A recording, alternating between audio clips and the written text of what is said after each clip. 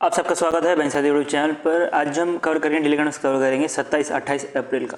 और ये जो भी करंट अफेयर्स कवर करेंगे हम वो माइंड मैपिंग है तो टेबल फॉर्म में कवर करने वाले हैं। तो मैं आपका दोस्त हीरकनाथ आपको जो भी करंट अफेयर्स है उसको सब टॉपिक वाइज सारा का सारा पढ़ाऊंगा। विदाउट वेस्टिंग इन टाइम हम लॉन्चेस को पहले पढ़ते हैं।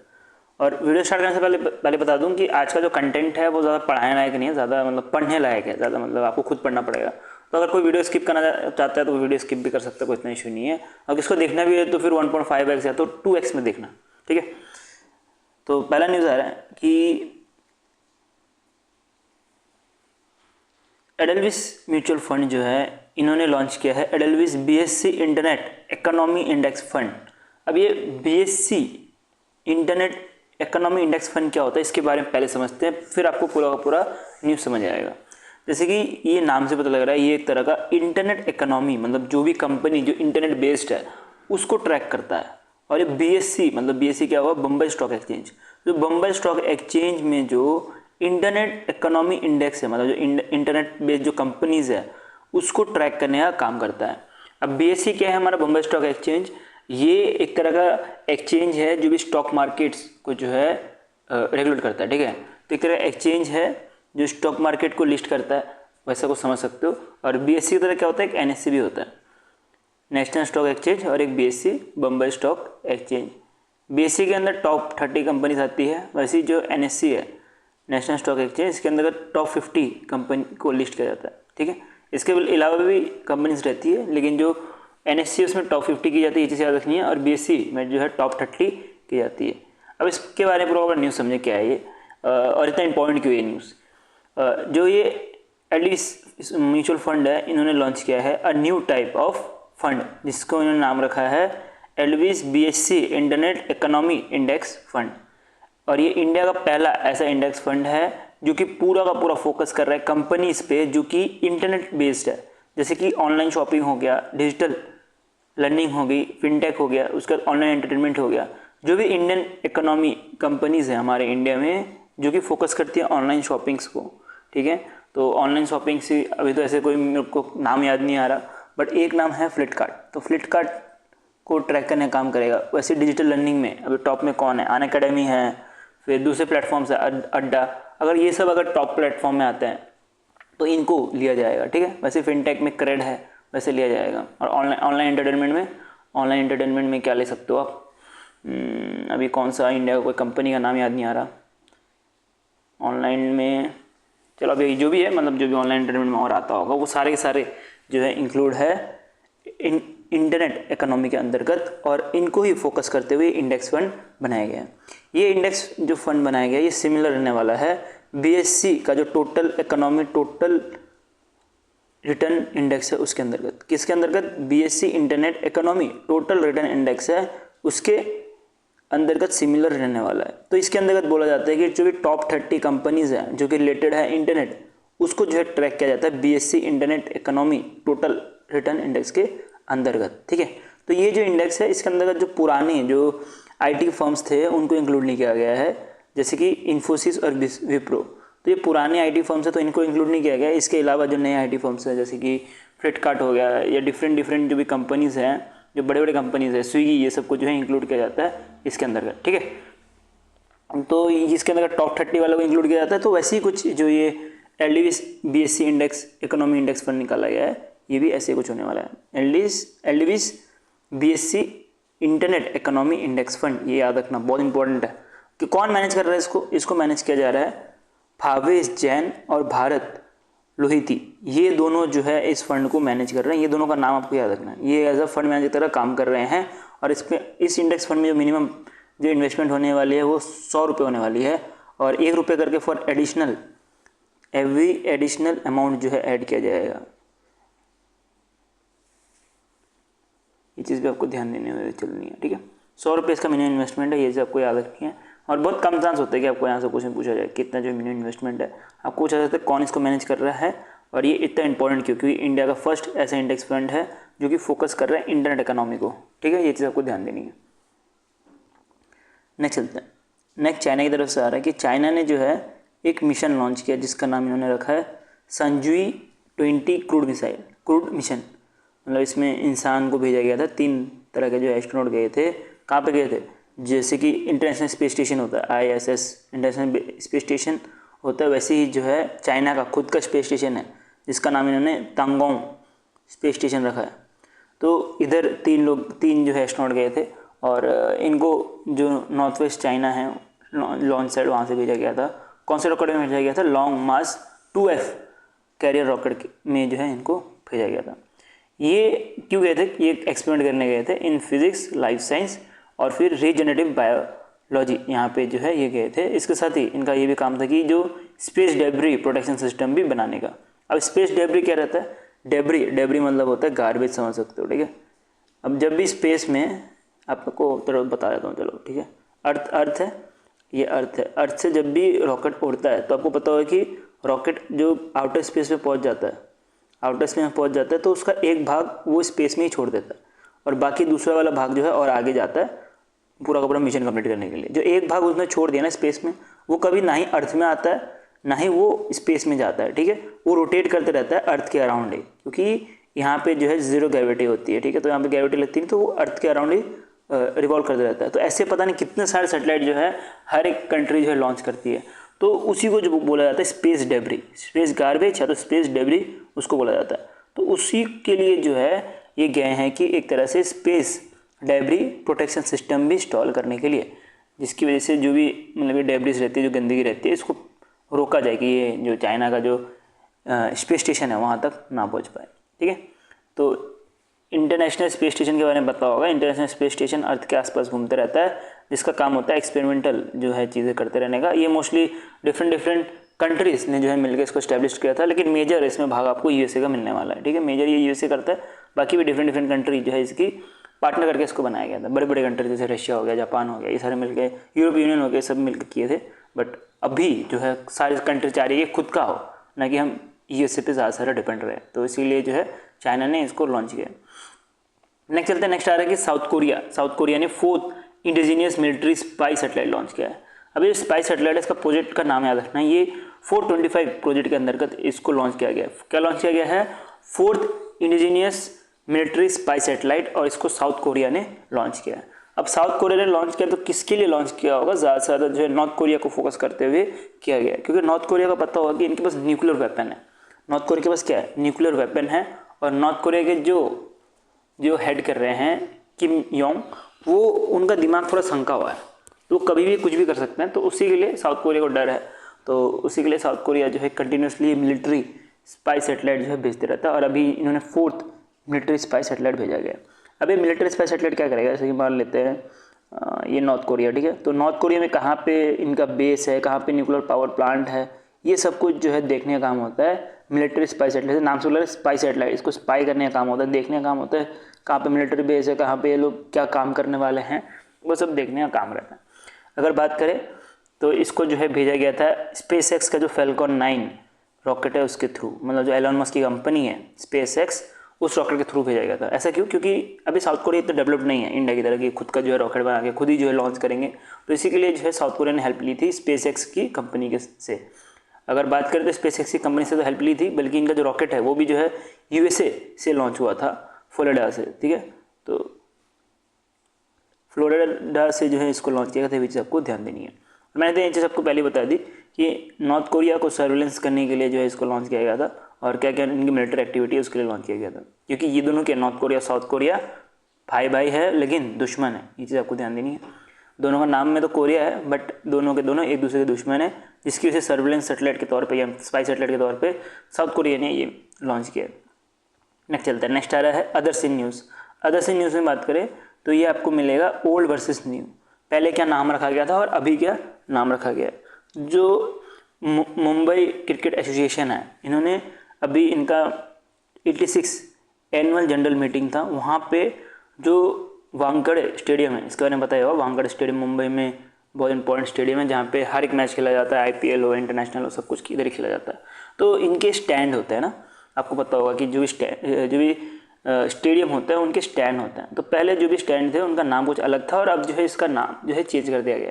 तो एग्जाम्पल स्टैंड पॉइंट बन जाता है। पहले जैसे कि जो ग्रैंड स्टैंड लेवल 3 था, उसका नाम चेंज करके अभी शरद पवार स्टैंड कर दिया गया है। नेक्स्ट जो है आपको मिलेगा जो ग्रैंड स्टैंड लेवल 4 था उसका नाम चेंज करके अजित स्टैंड कर दिया गया, अजित वाडेकर स्टैंड कर दिया गया। उसके बाद नेक्स्ट जो है पवेलियन लेवल 3 स्टैंड था और इसका नाम चेंज करके रोहित शर्मा के ऊपर रखा गया, रोहित शर्मा स्टैंड रखा गया। ये बहुत इंपॉर्टेंट न्यूज़ है, इसको आपको कवर करते हुए चलना है और मैं ऐसे ही आपको टेबल फॉर्म में ही देने वाला हूँ जो अपकमिंग जो बाकी सारे जो भी नाम चेंज हुए हैं ओल्ड वर्सेस न्यू करके, और उसको आपको वीकली फॉर्म में वो सारी चीज़ें मिल जाएंगी। ठीक है, अभी आप ऐसे याद रख लो, बाकी जो भी अभी हमने और भी ऐड किए थे ना, कल नहीं परसों पढ़ा था शायद, उसको भी यहीं पर आपको वीकली में ऐड कर दे दूँगा, इससे पढ़ने में हेल्प हो। तो ये क्यों किया गया, क्योंकि इन्होंने अच्छा काम किया जिसके से इनको ऑनर करने के लिए जो है ये किया गया। ये जो भी इंडिया के लेजेंड है इनको एक ऑफिस का रीनेमिंग भी की गई है जो कि एग्जाम में पूछा जा सकता है, जैसे कि जो मुंबई क्रिकेट एसोसिएशन ऑफिस लॉज है उसका जो है नाम चेंज कर दिया गया है और in the memory of Shri Kumble ji के द्वारा कुंबले जी रख दिया गया। ठीक है, तो पहले Kumble was the MC president थे तो उनके ऊपर ही जो है ये नाम रखा गया है। जो ये भी लॉज एक बना है MCA का, मुंबई क्रिकेट एसोसिएशन का एक ऑफिस का लॉज बना है जो कि कुंबले जी के नाम पे रखा गया है। ठीक, तो ये पूरा का पूरा चीज़ है। और अगर बात करें कि आपको अगर टेलीग्राम ग्रुप में अगर पेड सब्सक्रिप्शन लेना है तो आप इसमें से कोई भी प्लान ले सकते हो और सारे प्लान में आपको जो मैपिंग कंटेंट है वो वीकली फॉर्म में मिल जाती है, बट Q&A PDF आपको जो 3 मंथ से ऊपर अगर आपने कुछ सब्सक्रिप्शन लेकर रखा हो तब मिलता है। ठीक है, और 6 मंथ का लेकर रखोगे तो फिर क्विज भी मिल जाएगा। जो भी आपकी मर्जी है, जो भी आपका पॉकेट आपको बोलता है उस हिसाब से ले सकते हो। ठीक है, कोई इशू नहीं। नेक्स्ट चलता है, नेक्स्ट पढ़ते हैं बैंकिंग अवेयरनेस के ऊपर। तो बैंकिंग अवेयरनेस के ऊपर बहुत इंपॉर्टेंट न्यूज़ आ रहा है और ये न्यूज़ आपने ऑलरेडी पहले भी पढ़ा हुआ था कि RBI ने मैंडेट कर दिया है सारे बैंक्स को to migrate the digital operation, जो भी इनका डिजिटल ऑपरेशन में काम चलती है वो bank.in डोमेन में लेके आने के लिए, और इसके लिए डेडलाइन भी सेट कर दिया गया है 31 अक्टूबर 2025। मतलब 31 अक्टूबर 2025 तक जो है जितने भी बैंक है वो सबको जो है bank.in डोमेन में लाने की बात चल रही है। अब ये क्यों बोला जाएगा, इसके बारे में हमने ऑलरेडी पढ़ा था कि बैंक का जो इंटरनेट इंफ्रास्ट्रक्चर है उसको अच्छा करने के लिए कि साइबर सिक्योरिटी से बच पाए, उसके साथ जो भी बैंक का जो IT इंफ्रास्ट्रक्चर है, IP लिख दिया शायद, IT इंफ्रास्ट्रक्चर जो भी है उसको इम्प्रूव किया जाए, मॉडर्नाइज किया जाए, तो वो सब चीज़ों के लिए bank.in में जो है RBI ने सारे बैंक को शिफ्ट करने के लिए बोला गया है। अब इसका मेन की पॉइंट्स क्या उसको कवर करते हैं, जैसे कि साइबर सिक्योरिटी फोकस करने के लिए बोला गया है जिसकी वजह से जो साइबर क्राइम है और जो भी चीज़ें उससे बच पाए बैंक। अब क्या होगा कि जितने भी बैंक्स है जैसे कि SBI.in बन जाएगा। ठीक है, उसके साथ जो ICICI अगर बात करें तो ICICI अगर .com होगा तो वो भी .in बन जाएगा। तो ये करने का कारण यही है कि साइबर सिक्योरिटी है एक, तो उसके साथ जो है रजिस्ट्री अथॉरिटी मतलब अब जो भी ये .in बनने वाला है उसको जो है रजिस्टर करना पड़ेगा institute for development and research in banking technology जो कि हैदराबाद बेस्ड है। तो अब क्या होगा कि इधर रजिस्ट्री करेंगे तो इनके पास ही जो है पूरा का पूरा डेटा रहने वाला है, बैंक के पास, बैंक का जो भी मतलब डोमेन है उसका डेटा, तो उसकी वजह से जो बैंक है वो सिक्योर भी रहेगी, ऐसा कुछ कहना है RBI का, जिसकी वजह से इसको जो IDRBT है इसके अंतर्गत लाया गया है। इसको जो है ऑथोराइज किया जा रहा है by National Internet Exchange of India, और अगर National Internet Exchange of India के बारे में बात करें तो ये आता है under the Ministry of Electronics and Information Technology के। ठीक है, तो ये पूरा का पूरा दावेदार संभाल रही है .in का। ठीक है, bank.in का। नेक्स्ट चलते रजिस्ट्रेशन प्रोसेस, कैसे जो है ये रजिस्टर कर सकते हैं। पहले तो बैंक को जो है कॉन्टैक्ट करना पड़ेगा IDRBT के पर, और उसके बाद जो है इनका माइग्रेशन होगा और उसके बाद जो भी प्रोसीजर या जो भी गाइडलाइन है बैंक को फॉलो करना पड़ेगा एज पर IDRBT मतलब institute for development and research in banking technology का जो भी गाइडलाइन होगा ये फॉलो करना पड़ेगा। अब आपके मन में कोई क्वेश्चन चल रहा होगा, अब जैसे SBI की बारे में बात करते हैं तो SBI पहले से ही .in में ही है, तो क्या करेंगे ये लोग, तो इनको कोई इशू नहीं है, जो बैंक नहीं है उनको बोला गया है। अब इनको रजिस्टर करना पड़ेगा, इनको जो institute for development and research in banking technology यहाँ पे रजिस्टर करना पड़ेगा। उसका जो भी इन्होंने गाइडलाइन देकर रखा होगा उसको फॉलो करना पड़ेगा। लेकिन कुछ बैंक होंगी, मान लेते हैं ICICI बैंक है उनका .com है, या HDFC बैंक है उनका .com है, तो उनको बोला गया है कि उनको शिफ्ट करना पड़ेगा .in में, और जो भी रूल्स और रेगुलेशंस है उसको फॉलो करना पड़ेगा। इसके साथ ही बोला जा रहा है बैंक को जो है अपग्रेड करना पड़ेगा अपना जो भी इनका इंफ्रास्ट्रक्चर रहने वाला है उसको, जिसकी वजह से जो भी नया जो डोमेन निकाला गया है वो उसके अलाइंड हो, जिसकी वजह से सिक्योर और अनइंटरप्टेड सर्विस दिए पाए कस्टमर को। तो इसी की वजह से इसको किया गया। अब बैंक नॉट इन के बारे में बात करें तो इसको हमने ऑलरेडी पढ़ा हुआ था, बैंक नॉट इन, और एक और वर्ड सुना होगा फिन.इन, फिन.इन और बैंक.इन, थोड़ा ऊपर लिख दूँ तो अच्छा रहेगा ना। एक लॉन्च किया था अभी आरबीआई ने बैंक.इन और एक फिन.इन, फिन.इन लॉन्च किया था और बैंक.इन लॉन्च किया था ना। तो बैंक.इन स्पेशली जो बैंक्स हैं उन्हीं के लिए लॉन्च किया गया था, और फिन.इन जो लॉन्च किया गया था जो एनबीएफसीज है उनके लिए लॉन्च किया गया था। तो एक तरह का इंटरनेट डोमेन जो है लॉन्च किया गया था बैंक.इन बैंकिंग एंड फाइनेंस इंस्टीट्यूट के लिए हमारे इंडिया में, जिसका काम होने वाला है साइबर सिक्योरिटी प्रोवाइड करना by securing and trusted online entity for banks. और इसके से जो भी साइबर रिस्क है उसको रिड्यूस किया जाएगा, उसके बाद जो security of digital banking service है उसको भी इम्प्रूव किया जाएगा। अभी पता होगा कि जितना हम डिजिटल फॉर्म में जा रहे हैं उतना ही जो है हमारे पे जो इशू पड़ रही है वो साइबर सिक्योरिटी की भी उतनी ज़्यादा प्रॉब्लम चल रही है, ठीक है। तो बैंक भी बहुत ज़्यादा फेस कर रही है साइबर सिक्योरिटी पे, कभी भी अटैक हो जाता है, कभी किसी का पैसा ऑनलाइन जो है फ्रॉड हो जाता है, तो वो सब ना हो उसी के लिए जो है अब बैंक.इन में जो है शिफ्ट करने के लिए बोला गया है बाय दी आरबीआई। नेक्स्ट चलते हैं, लाइसेंस के ऊपर चलते हैं। तो ये एक तरह के अर्बन कोऑपरेटिव बैंक है, अजंता अर्बन कोऑपरेटिव बैंक। तो इनका जो लाइसेंस था वो कैंसिल कर दिया गया। अब कैंसिल करने का रीज़न क्या है, why was the licence cancel? Cancel करने का रीज़न यही है कि बैंक के पास जो है मिनिमम मनी नहीं था कि वो जो है बैंक को सेफली रन कर पाए, ठीक है। तो बैंक की जो है दिवाली निकल गई थी, ऐसे कुछ मान सकते हो। बैंक के पास इतना ही पैसा नहीं था कि वो खुद जो है चल पाए। तो इनके ऊपर कुछ रूल्स और रेगुलेशंस के ऊपर जो है इनके ऊपर पेनल्टी लगाई गई है, पेनल्टी नहीं सॉरी कैंसिल ही कर दिया गया है इनका जो लाइसेंस था उसको। अब कोऑपरेटिव बैंक क्या होता है? बैंक्स बहुत सारे होते हैं, commercial bank, payment bank, cooperative bank, small finance bank, ठीक है। तो ऐसे बहुत सारे बैंक होते हैं। तो हम अभी फोकस करते हैं कोऑपरेटिव बैंक क्या रहता है। अब कोऑपरेटिव बैंक के अंतर्गत कोई भी 10 लोग ये चीज़ याद रखना, कोई भी 10 या 10 से ज़्यादा कोई भी लोग मिलके कोऑपरेटिव बैंक खोल सकते हैं। लेकिन वो कोऑपरेटिव बैंक का काम होना पड़ेगा कोई स्पेसिफिक चीज़ के लिए ही काम करना। जैसे कि कोऑपरेटिव बैंक फोकस जो सिर्फ एग्रीकल्चर के फोकस करेगा, एग्रीकल्चर कोई लोन देगा, एग्रीकल्चर कोई पैसा देगा, वैसे फोकस करते बनाया जाएगा। अब मान लीजिए कि मैं हूँ एक तरह से मान सकते कि मैं टीचर की तरह काम कर रहा हूँ, तो मैंने भी एक फॉर्म कर दिया, मान लीजिए कोऑपरेटिव बैंक मैं ही फॉर्म कर सकता हूँ। मेरे को 10 दोस्त मिल गए, हमने एक कोऑपरेटिव बैंक फॉर्म किया और फिर हम चले गए उन बच्चों को लोन देने के लिए या तो उन बच्चों को हेल्प करने के लिए जो कि गरीब हैं, ठीक है, जिनको बैंकिंग की प्रिपरेशन करने के इतने पैसे नहीं है कि वो जो कोचिंग है वो खरीद सकते हैं। तो हमने ऐसे कोऑपरेटिव बैंक बना दिया, ठीक है। तो कोई भी पर्सन जो कोऑपरेटिव बैंक बना सकते हैं, तो ऐसे ही कोऑपरेटिव बैंक बना था और इनके पास जो है पैसे की कमी होगी जिसकी वजह से इनका जो है लाइसेंस कैंसिल कर दिया गया। और इसका दूसरा भी काम होता है, कोऑपरेटिव बैंक का और भी काम होता है, बट एक स्पेसिफिक जो है काम के लिए ही बनाया जाता है कोऑपरेटिव बैंक को, और ये चीज़ मैंने आपको बता दी। और बात करें कि ये जो है फॉलो करते हैं बैंकिंग रेगुलेटरी एक्ट 1949 को। इसके अंतर्गत भी जो सेक्शन 11(1) है उसको फोकस करते किया जाता है, जिसके अंदर मिनिमम कैपिटल रिक्वायरमेंट के बारे में बात करती है। उसके बाद सेक्शन 22(3)(a) से लेकर 22(3)(e) तक भी जो है इनके ऊपर रेगुलेशन लगाया है, जिसकी वजह से इनका जो लाइसेंस है वो कैंसिल किया गया है। उसके बाद सेक्शन 56 के अंतर्गत कोऑपरेटिव बैंक के अंतर्गत रखा जाता है कुछ स्पेशल रूल्स, उसको फॉलो नहीं किया, जिसकी वजह से इस पर भी इनको ये 3 सेक्शन की वजह से इनके ऊपर जो है पूरा का पूरा लाइसेंस जो है इनका कैंसिल कर दिया गया। अब इसको सबसे ज़्यादा इम्पॉर्टेंट क्या है कि ये कैंसिल करने का सबसे ज़्यादा कारण है कि ये रिस्क था फॉर द डिपॉजिटर, जो भी पैसे डाल रहे थे उनके लिए रिस्की था, क्योंकि since the bank can not have even return the money to the depositor, इनका इतना पैसा ही नहीं था कि डिपॉजिटर को पैसा लौटा पाए। तो ऐसा विंडो ओपन करके क्या फ़ायदा, keeping it open could be harm the public interest.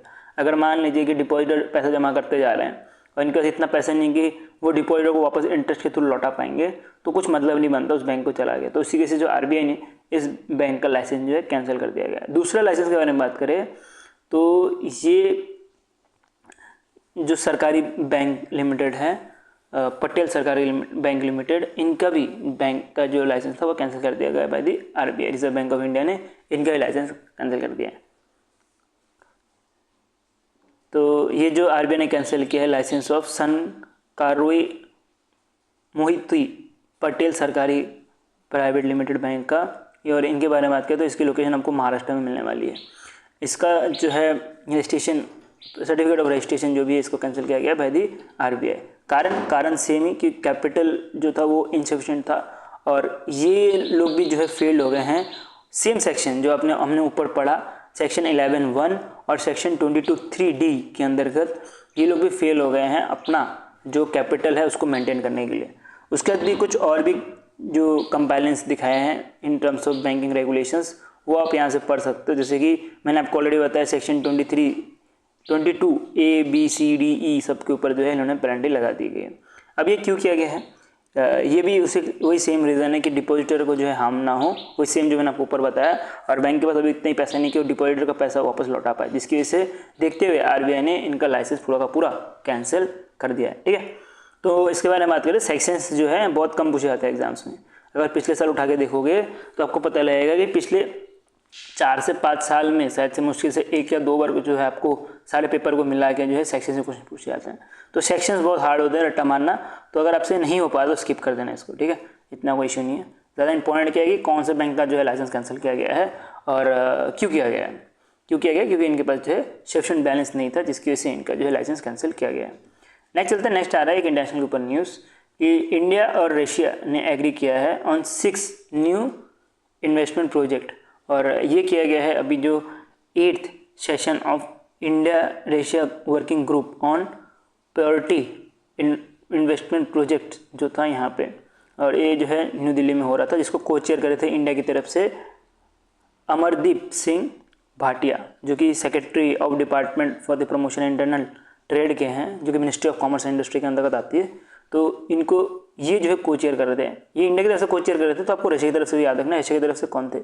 Russia की तरफ से जो deputy minister of ministry for economic development government of Russia है, इधर से ये आए थे लीड करने के लिए। ठीक है, व्लादिमीर, अजीब सही नाम है, इलीचिक्स जो भी नाम है इनका देख लेना।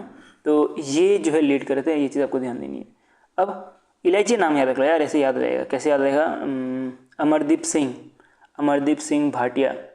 अमरदीप को जो है इलायची खानी थी, ऐसे याद रख लो, या अमरदीप को इलायची खानी थी, और दोनों जो है फिर बाद में को चेयर कर रहे थे, ऐसे कुछ बना के याद रख लेना, हेल्प रहेगा।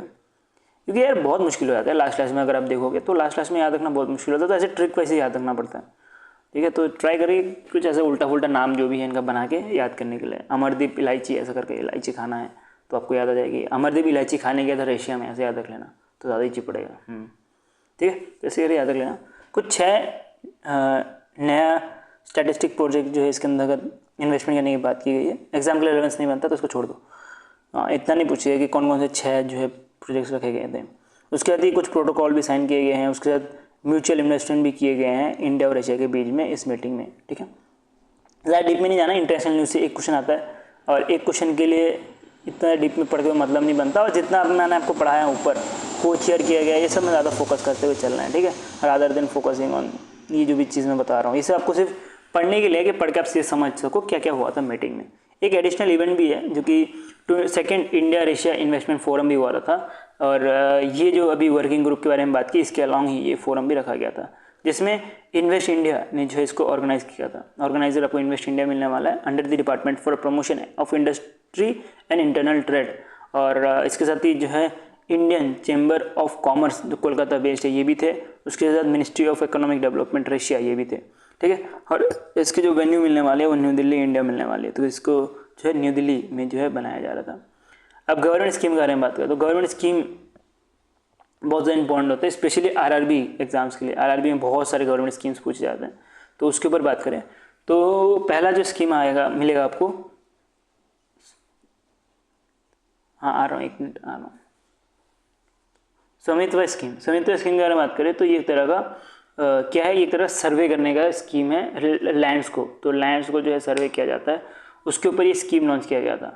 तो इसका अगर फुल फॉर्म देखेंगे तो आपको मिलेगा survey of village and mapping with improve technology in village area, मतलब विलेज एरिया में मैप करने के लिए जो है इसको लॉन्च किया गया था। कब? 5 साल पहले 24 अप्रैल 2020 में लॉन्च किया गया था, और अब 24 अप्रैल 2025 में जो है टोटल 5 साल हो गए हैं, इसकी वजह से ये न्यूज़ में अभी आया है। इसका ऑब्जेक्टिव क्या था? इसका ऑब्जेक्टिव था कि provide record of rights to rural home owner via property card. जो भी रूरल होम ओनर है, जिसका भी गांव में जो घर है, उनको एक प्रॉपर्टी कार्ड दिया जाएगा और उनका बताया जाएगा कि आपकी ज़मीन कहाँ से कहाँ तक है। तो उसके बेसिस पे वो जो है रिकॉर्ड ऑफ राइट्स ले सकता है कि मेरी ज़मीन ये है। इसकी वजह से जो फाइनेंशियल स्टेबिलिटी बढ़ेगी। उसके बाद जो प्रॉपर्टी डिस्ट्रीब्यूट्स होता है, मोस्टली प्रॉपर्टी डिस्ट्रीब्यूट जो है गांव में होता है, तो प्रॉपर्टी डिस्ट्रीब्यूट भी जो है कम से कम होगा। उसके बाद अर्बन प्लानिंग में भी हेल्प होगी। अब जगह पता होगा कि इतनी जगह हमारे पास खाली पड़ी, तभी तो जो प्लानिंग है रूरल प्लानिंग हो पाएगी। ठीक है, आई थिंक मैंने अर्बन प्लानिंग बोल दिया ना, urban planning sorry, rural planning में भी हेल्प होगी। उसके साथ ही जो ग्राम पंचायत टैक्स कलेक्शन भी सही से हो पाएगा। ठीक है, जितनी बड़ी ज़मीन उतना ज़्यादा टैक्स देंगे, तो उसके से जो ग्राम पंचायत की ज़मीन का कलेक्शन भी अच्छे से हो पाएगा, ऐसा कुछ कहना है किसका, मिनिस्ट्री ऑफ पंचायती राज का, क्योंकि मिनिस्ट्री ऑफ पंचायती राज ही है जो इसको संभालती है पूरा का पूरा। और मिनिस्ट्री ऑफ पंचायती राज ही है जिन्होंने बोला था नेशनल पंचायत डे जो कि 2020 में हो रहा था, 24 अप्रैल 2020 में, कि हम जो है ऐसा कोई स्कीम लॉन्च करेंगे, समितवा स्कीम जो है लॉन्च करेंगे, ऐसा कुछ कहना था। अभी समितवा स्कीम के बारे में बात करें तो इसको जो इम्प्लीमेंट किया जाता है सर्वे ऑफ इंडिया, उसका जो नेशनल इंफॉर्मेशन सेंटर सर्विस है वो इसको इम्प्लीमेंट करता है। NIC जिसको बोला जाता है वो इसको इम्प्लीमेंट करता है।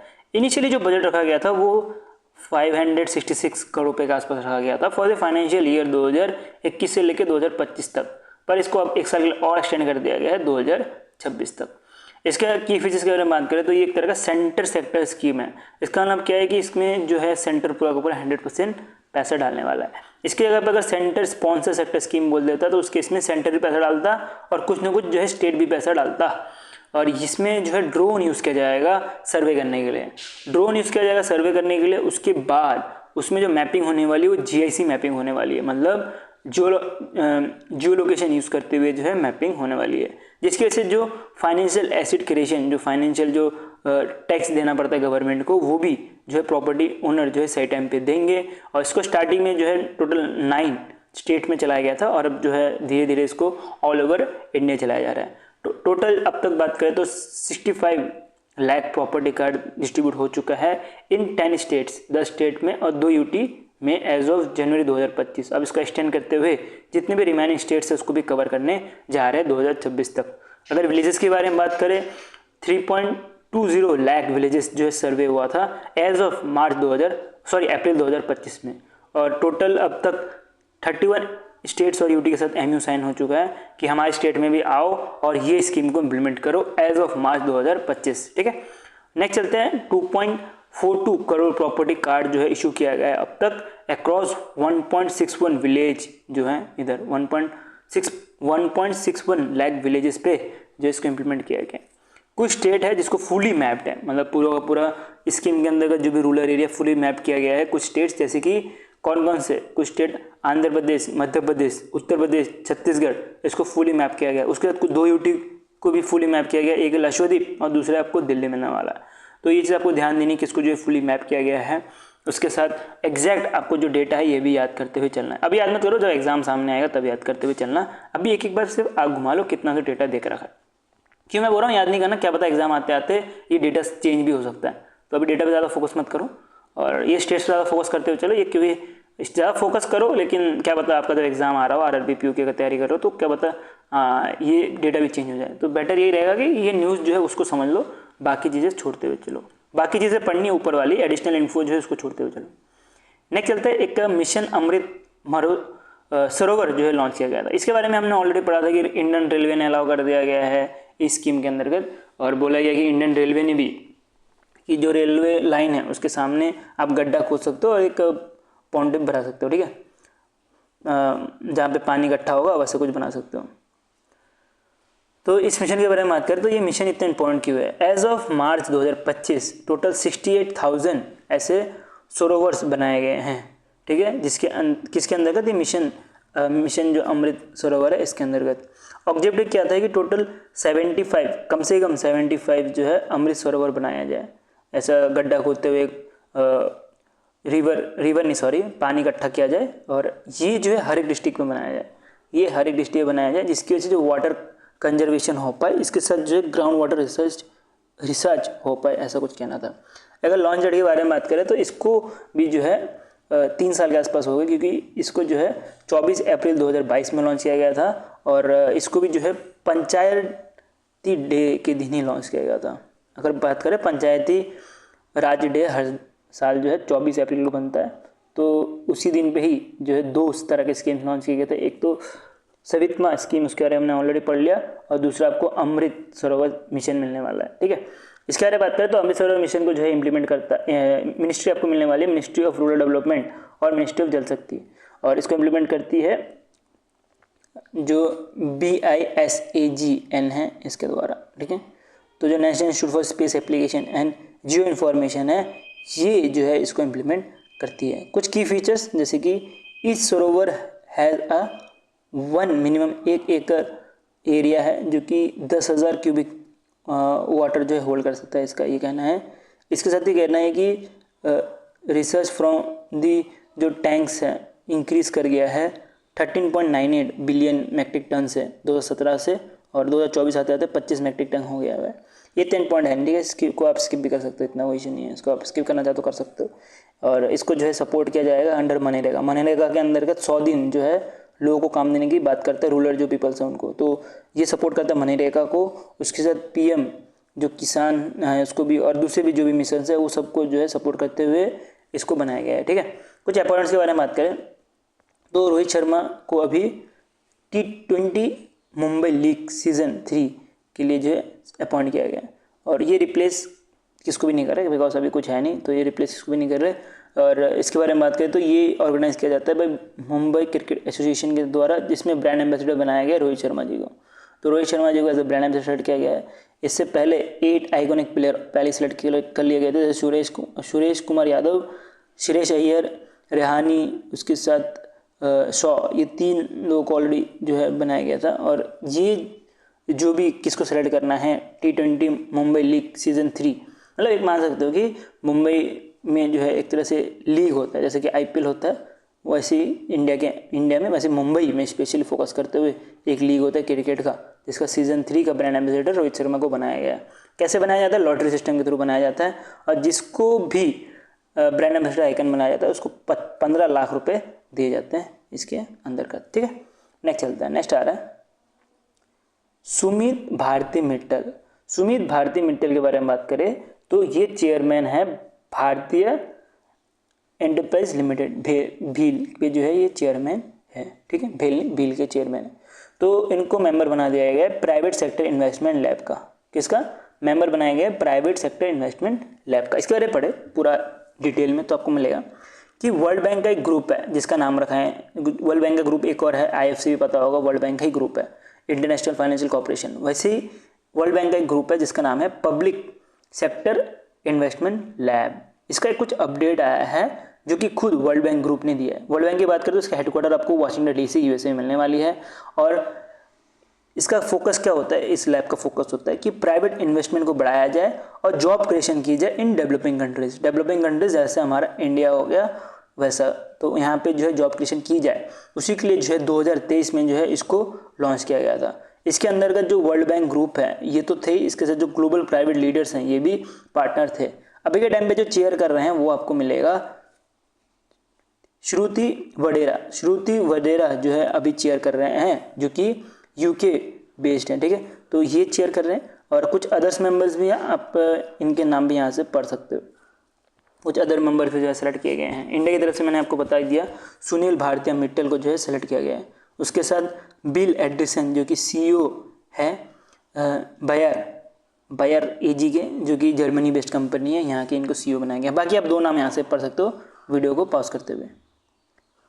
नेक्स्ट चलते हैं, नेक्स्ट न्यूज़ में बढ़े तो नेक्स्ट अपॉइंटमेंट आ रहा है भवनेश कुमार। भवनेश कुमार जो है पार्ट टाइम CEO और UIDA के अभी के टाइम पे नहीं, 2025 में जो है ये पार्ट टाइम CEO थे UIDA के। उसके साथ जो एडिशनल सेक्रेटरी भी संभाल रहे थे ministry of Electronics and Information Technology के, और अभी के टाइम पे इनको फुल टाइम CEO बना दिया गया है unique identification authority of India, जिसका काम होता है आधार कार्ड को मैनेज करने का।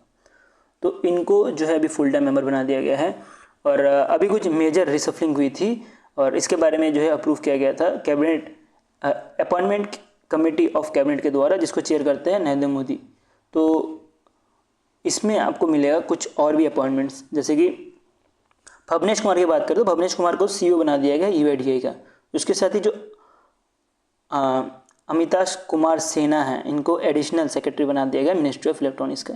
उसके साथ अभिषेक सिंह की बारे में बात करें तो इनको डायरेक्टर जनरल बनाया गया नेशनल इंफॉर्मेशन सेंटर, और उसके साथ ही जो है सेक्रेटरी एडिशनल सेक्रेटरी के तरफ भी संभालने के लिए दे दिया ministry of Electronics and Information Technology के। ठीक है, अब ये एडिशनल रखे हैं, इसका ऑनलाइन को टेम्परेरी टाइम के लिए रखा गया है, टेम्परेरी टाइम के लिए नहीं, ठीक है, एक ऑफिस पहले संभाल रहे हैं, उसके साथ एक और ऑफिस संभालने के लिए दे दिया गया है, इसका मतलब ये होता है। ठीक है, उसके बाद केशव कुमार पाठक के बारे में बात करें तो इनको एडिशनल सेक्रेटरी संभालने के लिए दे दी गई है कैबिनेट सेक्रेटरी की।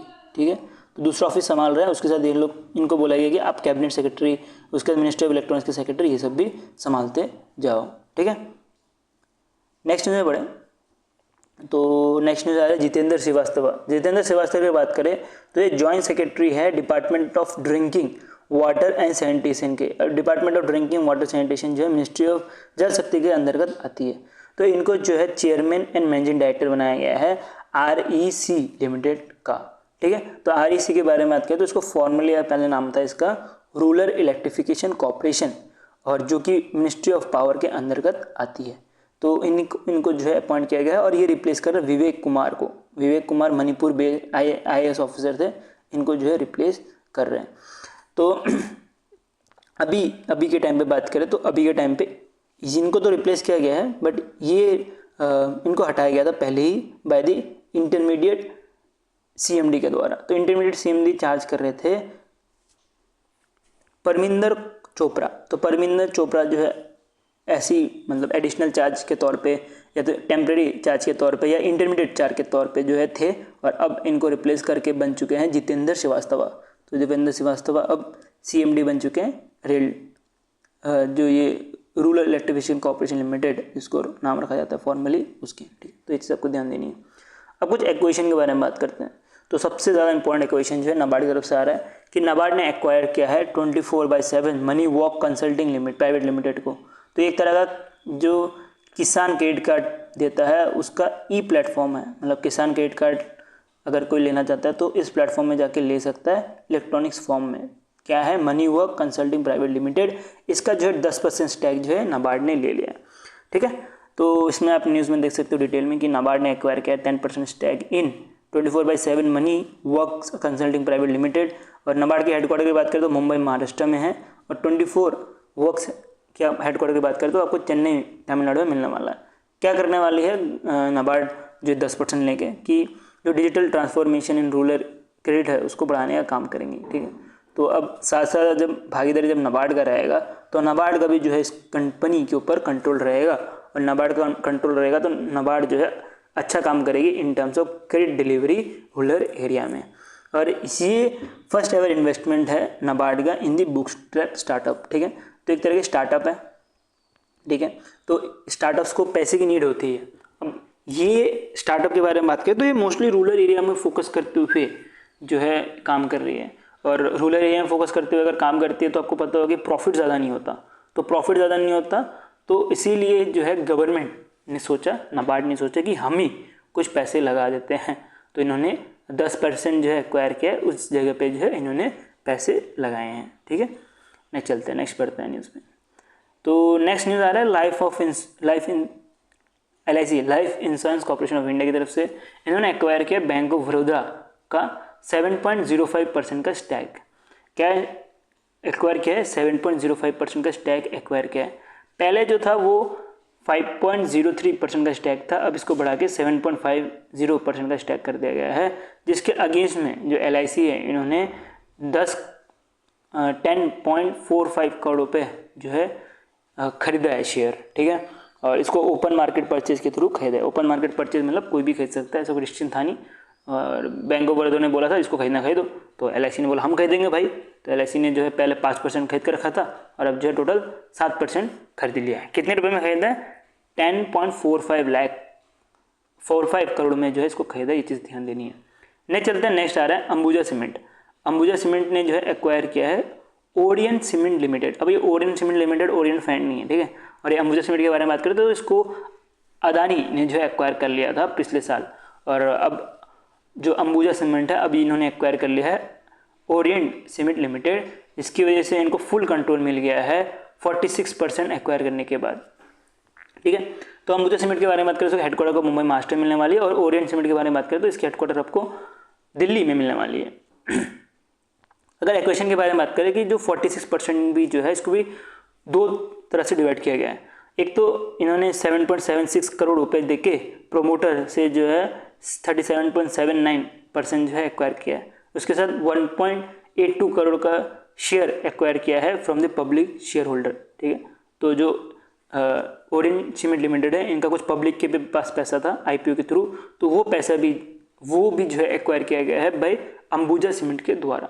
टोटल एक्वेशन के बारे में बात करें तो इनके पास टोटल 46.66% की एक्वेशन हो गई है, जिसके से फुल कंट्रोल मिल चुका है इस कंपनी का जो भी काम है उसके ऊपर। अब अंबुजा सीमेंट जो है इस कंपनी को भी संभालने का काम करेगी, मतलब अब ये कंपनी काम तो करेगी लेकिन टैग लगेगा अंबुजा सीमेंट का, ये चीज़ ध्यान देना है। ठीक है, नेक्स्ट चलता है, नेक्स्ट पढ़ते हैं। पतंजलि आयुर्वेदा लिमिटेड और 5 ऐसी इसकी रिलेटेड कंपनीज हैं। कौन कौन सी 5? जैसे Patanjali Ayurveda limited, SR foundation, Ritu foundation, RR foundation, उसके साथ सुरुचि फाउंडेशन और स्वावती फाउंडेशन। ये क्या 5 हो गया 6 हो गया? 1 2 3 4 5 6, okay total 6 foundation. Okay 5 foundation तो ये हो गए, बाकी सारे, और बाकी एक पतंजलि फाउंडेशन जो है ये 6 ने मिलके एक्वायर किया है magma general insurance limited. Magma general insurance limited को एक्वायर किया गया है, जिसके अंदर इन्होंने 98.055% जो है एक्वायर कर लिया है, और इसकी जो अप्रूवल दी गई है CCI के द्वारा, मतलब कॉम्पिटिशन कमीशन ऑफ इंडिया के द्वारा दी गई है। ये जितने भी अप्रूवल्स होते हैं ये देती है। ठीक है, तो इसके अंतर्गत जो पतंजलि है ये बोल रही है हम जो है इन्वेस्ट करेंगे 4,500 करोड़ रुपये, और पूरा का पूरा जो भी इनका कंपनी है खरीद लेंगे। इसको जो है ग्रीन चैनल रूट के थ्रू एक्वायर किया गया है अंडर सेक्शन 6(4) के अंतर्गत। ठीक है, अब इतना ज़्यादा डीप में जाओ मत कि क्या होता है ग्रीन चैनल रूट, ये सारे इतने दिन पॉइंट होते नहीं हैं। अगर नॉलेज के लिए पढ़ना रहेगा तो मेरे को बताया ना, मैं आपको कमेंट सेक्शन में रिप्लाई कर दूंगा। ठीक है, तो अच्छे ये होगा तो कमेंट सेक्शन में रिप्लाई कर दूंगा, और थोड़ा बहुत रिसर्च भी कर लो यार, ये सारी चीज़ें तो ये पूछा नहीं जाएगा एग्जाम में, इसलिए नहीं पढ़ाना चाह रहा इसको। शेयर के बारे में बात करें कौन इसको सेल किया था, तो इसमें एक जो सनोती प्राइवेट लिमिटेड है, तो ये पुणे बेस्ड कंपनी है जिसको आदर पूनावाला ओन करते थे, उसके साथ राइजिंग सन होल्डिंग ये भी ओन करते थे। तो इन्होंने जो है पूरा का पूरा इनका जो 98% का स्टैक है ये बेच दिया गया। अवार्ड के बारे में बात करें तो अभी एक गवर्नमेंट ऑफ फ्रांस की तरफ से एक अवार्ड दिया जा रहा था, टॉप सिविलियन अवार्ड। ये अवार्ड का अजीब सा नाम है, ये पढ़ लेना। तो इसको जो है दिया गया है पायल कपाड़िया को। पायल कपाड़िया के बारे में बात करें तो ये एक तरह के क्या है, ये एक तरह के फिल्म डायरेक्टर टाइप है, तो इनको ये दिया गया। पूरा न्यूज़ पढ़ते हैं। पायल कपाड़िया ऑनर्ड विद फ्रांस का जो highest civilian award for arts and literature, तो ये आर्ट्स और लिटरेचर में दिया जाती है, और इस अवार्ड को जो है प्रेजेंट किया गया था जीन के द्वारा। तो जीन मैक सेरी चार्लेट जो भी हैं, इन्होंने मुंबई में जो है इसको दिया गया था ये अवार्ड। क्यों इसको ऑनर किया गया है, पायल कपाड़िया को ही क्यों ऑनर किया गया उसके बारे में पढ़ते हैं। क्योंकि इन्होंने अच्छा खासा काम किया है ग्लोबल सिनेमा में, जिसके से इनको अवार्ड दिया गया है। उसके से जो इंडो फ्रांस कल्चरल कोलैबोरेशन है वो प्रमोट किया है, जिसके से इनको अवार्ड दिया गया। ये आप याद रखना, ये चीज़ आपको ध्यान देनी है कि ये जो भी ये गवर्नमेंट ऑफ फ्रांस या जो भी फॉरेन की गवर्नमेंट या इंडिया की गवर्नमेंट भी जब भी ये ऐसा कुछ अवार्ड देती है तो वो अवार्ड तभी देती है जब कभी दोनों कंट्री के बीच में टाइस में जब भी इन्होंने अच्छा काम किया हो तभी। तो वैसे पायल कपाड़िया ने भी इंडिया और फ्रांस के बीच में जो फिल्म इंडस्ट्री है या तो ग्लोबल सिनेमा है उसको प्रमोट किया है, जिसकी वजह से इनको ये अवार्ड दिया गया है। नेक्स्ट चलते हैं, नेक्स्ट आ रहा है airport council international and Asia Pacific mid east की तरफ से। ये एक तरह की ऑर्गेनाइजेशन है जो कि ग्रीन एयरपोर्ट रिकॉग्निशन 2025 का अवार्ड देती है, मतलब जो ग्रीन एयरपोर्ट है उसको देती है, जिसके अंतर्गत आपको कर्नाटका की जो हुबली एयरपोर्ट है इसको दिया गया है। ठीक है, तो इसके बारे में बात करें तो ये भी इवेंट हो रहा था न्यू दिल्ली में, जहाँ पे हुबली एयरपोर्ट के साथ और 2 एयरपोर्ट को भी ये अवार्ड दिया गया है। तो हुबली एयरपोर्ट को जो है अवार्ड दिया गया वो प्लेटिनम अवार्ड दिया गया है इन द कैटेगरी ऑफ वो एयरपोर्ट जो कि हैंडलिंग करते हैं 6 मिलियन से कम पैसेंजर एनुअली। उसके बाद नेक्स्ट जो है वो बेंगलुरु एयरपोर्ट मिलने वाला है, जिसके अंतर्गत अवार्ड अवार्ड दिया गया ग्रीन एयरपोर्ट रिकॉग्निशन 2025 के अंतर्गत, और इनको जो है गोल्ड अवार्ड दिया गया है। गोल्ड अवार्ड भी जो सेफ्टी कैटेगरी है उसके अंतर्गत दिया है, ये चीज़ आपको ध्यान देनी है, ठीक है। और उसके बाद केरला की जो एयरपोर्ट है इसको भी कोचीन इंटरनेशनल एयरपोर्ट, इसको भी अवार्ड दिया गया है, ये चीज़ भी आपको थोड़ा सा याद रखना है। नेक्स्ट, अगर एयरपोर्ट की बात कर ही रहे हैं तो एक और एयरपोर्ट कवर करते हैं, एक एयरपोर्ट कवर करते हैं जो कि ग्लोबली जो है ग्रीन से ही लड़ते हुए आ रही है, मतलब ग्रीन एयरपोर्ट की तरफ ही जा रही है। उसी के अगेंस्ट में एक प्रेस्टीजियस एयरपोर्ट कार्बन अवार्ड दिया जाता है लेवल 5 का, ठीक है। तो इसको जो है राजीव गांधी इंटरनेशनल एयरपोर्ट जो तेलंगाना में है इसको दिया गया है। तेलंगाना हैदराबाद में इसकी एग्जैक्ट लोकेशन है, जिसको ऑपरेट किया जाता है GMR के द्वारा। तो GMR के द्वारा जो है इसको ऑपरेट किया जाता है। ये जो लेवल 5 का जो अवार्ड है ये उसी एयरपोर्ट को दिया जाता है जो कि कार्बन से जो है अच्छा काम करती है। कौन कौन से लेवल में? टोटल 5 लेवल पे। कौन कौन से लेवल इसको कवर करते हैं? पहले तो मैपिंग मिलने वाली है, दूसरा रिडक्शन, तीसरा ऑप्टिमाइजेशन, और तीसरा प्लस न्यूट्रलाइजेशन, फिर उसका ट्रांसफॉर्मेशन, उसका ट्रांजिशन, उसका हाईएस्ट लेवल ऑफ अचीवमेंट। तो ये 7 लेवल तो दिख रहे होंगे, लेकिन ये 5 लेवल है। तो ये 5 लेवल पे जो भी अच्छा काम करता है, जो भी एयरपोर्ट अच्छा काम करता है, उसको ये अवार्ड दिया जाता है, ठीक है। और अगर एशिया के बारे में बात करें, Asia Pacific and mid east में ऐसा टोटल 4 एयरपोर्ट ऐसे हैं।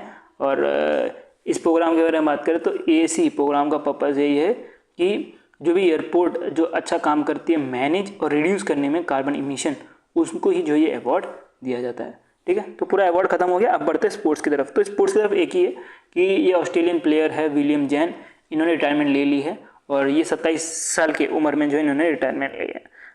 क्यों रिटायरमेंट ली? क्योंकि कुछ हेल्थ इशू था जिसकी वजह से इन्होंने रिटायरमेंट ले ली है, और इन्होंने सारे क्रिकेट फॉर्म से रिटायरमेंट ले ली है, ठीक है। तो ऐसा नहीं कि टेस्ट से सिर्फ रिटायर लिया है, पूरा क्रिकेट फॉर्म से ही रिटायर ले लिया because of health issue. Next books के ऊपर चलते हैं। तो बुक्स में आएगा मेरे अच्छे दिन। तो मेरे अच्छे दिन जो है इसको लिखा गया है हरि सिंह राणा जी के द्वारा, जो कि 90 साल के वेटरन सोशल वर्कर्स थे। अब वेटरन का मतलब क्या होता है? वो पर्सन जो स्पेसिफिक एक एरिया में जो है काम करता है। तो 90 साल के ये वेटरन सोशल वर्कर थे। इन्होंने बुक लिखा है मेरे अच्छे दिन। अभी मेरे अच्छे दिन के अंदर क्या लिखा गया है? कैसे जो है हिमाचल प्रदेश की जो है डेवलपमेंट जर्नी हुई है 1971 से, उसके ऊपर जो है पूरी की पूरी बुक लिखी गई है। इस बुक को जो है रिलीज़ किया गया है जो हिमाचल प्रदेश के CM हैं ठाकुर जी, उनके द्वारा। और जो state level Himachal Pradesh celebration day था उधर ही जो है इस बुक को जो है रिलीज़ किया गया है। पब्लिशर कौन है? Himachal Pradesh development information and public relation, आपको इसके पब्लिशर मिलने वाले हैं। जो भी इंपॉर्टेंट पॉइंट्स आपको एक ही जगह पे सब कुछ दे दिया गया है, ठीक है। तो अगर इसका PDF चाहिए तो आपको टेलीग्राम ग्रुप में मिल जाएगा, मेरे बैंक साथी के लिंक इन द डिस्क्रिप्शन। और वीडियो अच्छा तो लाइक कर देना, ऐसी कंटेंट देखते हैं सब्सक्राइब चैनल, और वीडियो को शेयर कर दो अपने दोस्तों के साथ अगर अच्छा लगा तो। अभी के लिए इतने रखते हैं। Thank you for watching this video.